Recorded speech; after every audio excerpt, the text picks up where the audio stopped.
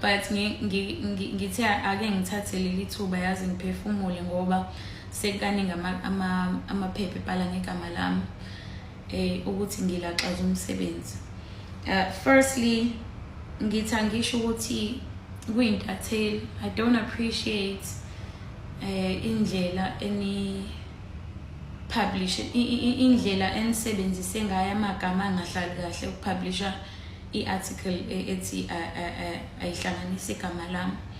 Igama lokulaxaza nilisebenzisile nike nangibeka ngoba siyasonke ukuthi yini ukulaxaza akusikhona nje ukushiya kahle. But ke nike nangibeka njengomuntu ongenawo ngiyabonga, umuntu onga-appreciate, umuntu nje othi nje like uyafokofisa yabo asenendawo. But then I understand you do anything to sell a story and it's part of your job. Your job is to not care about my feelings abantu. Your job is to get the story out first. So I understand the nature of your job. So yeah. So before I get to the actual story, but I also know again I'm a paper, you know, I've done a lot of good. But ke izinto ezinhle akujwayele ukukhulunywa ngazo. Kuhamba lezi engathi izimbi noma engabekeka engathi izimbi. Kukaningi ngenza izinto ezinhle kodwa angakaze ngiyifice ephepheni. But then again I keep saying I understand it's the nature of your job. Yeah. So kuzoba nama pauses kancane because I need to collect myself. Okay, I come back. So to confirm the rumors, akhona manje ukuthi ngiyashiya emsebenzini. Yebo ngiyashiya. We in the radio industry every year, you know, it's always time to renew contracts. So bese kufika isikhathi sokuthi se renew ama contracts. And bebe ngibuyisa, very grateful. You know, so long as I'm on air, so long as I'm on the platform and I'm able to talk to my listeners, it's fine.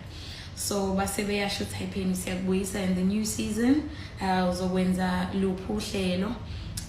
Bengizokwenza uhlelo la ngo Sunday 1 to 4. I did not mind. But inkinga ngakumina. Iqale sebesho ukuthi because ngitheme ngibala imali i-show iyodwa since bebenginika i-show eyodwa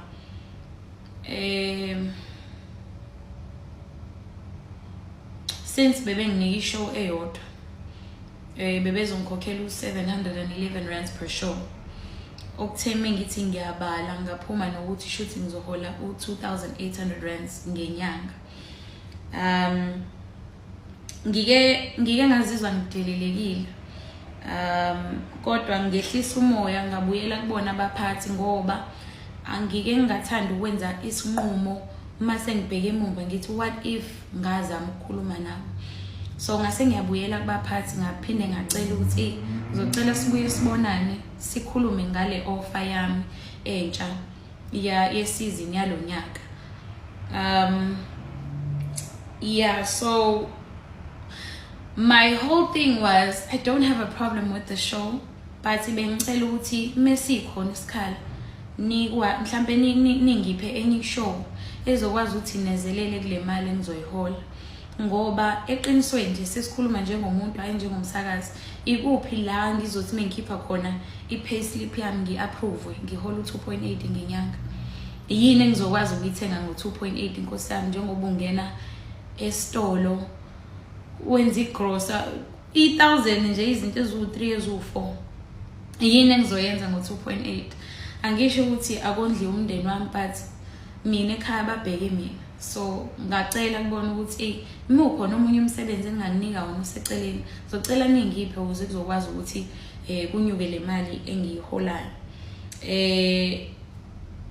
I think I got to a point where I had to ask abaphathi ukuthi bona ke mase sikhuluma iqiniso bangaphila ngo2800 rands ngenyanga. Ngangicela lapha. So umphathi wami okuyena uline manager wami u-Ayanda Milansi okuyena ophethe abasakazi.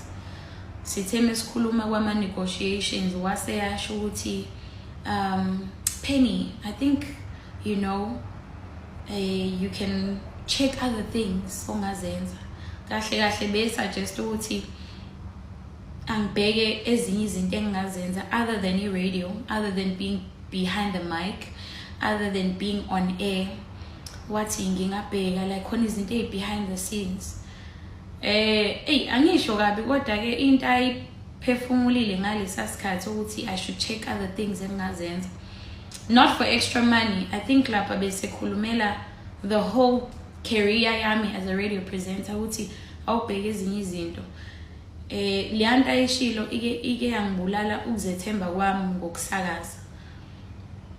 Because indirectly it's like I'm being told that you're not good enough, try other things.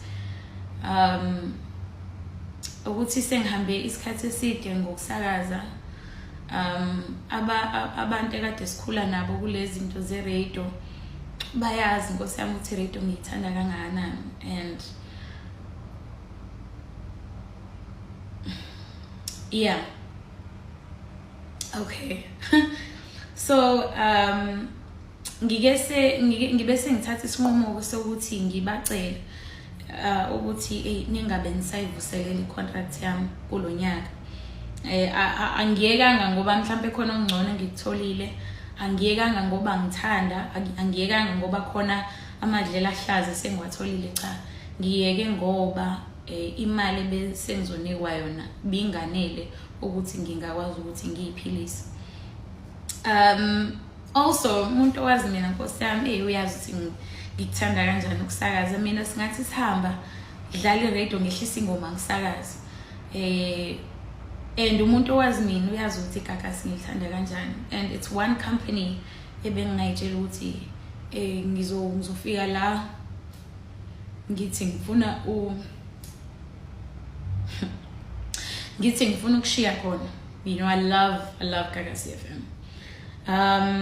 But it's true, I'm not coming back this year, and ize kunjalo ke ngithi angibonge weGagasi for the opportunity that was given to me 2 years ago to showcase my talent.